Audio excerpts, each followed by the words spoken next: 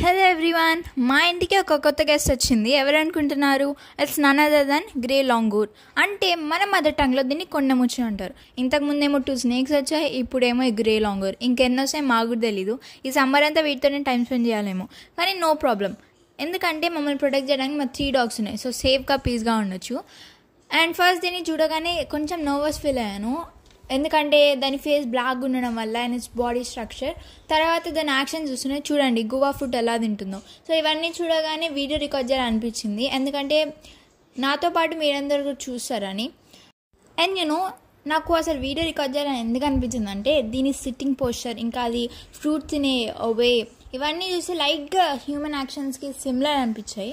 So అందుకని record చేయడం start చేశాను. అండ్ ఈ గ్యాప్లో నేను చాలా ఇన్ఫర్మేషన్ అయితే కలెక్ట్ చేశాను. మా డాగ్స్ అయితే దాన్ని ఇక్కడి నుంచి పంపడానికి వాటికి వచ్చిన జిమ్నాస్టిక్స్ అన్నీ చేస్తున్నాయి.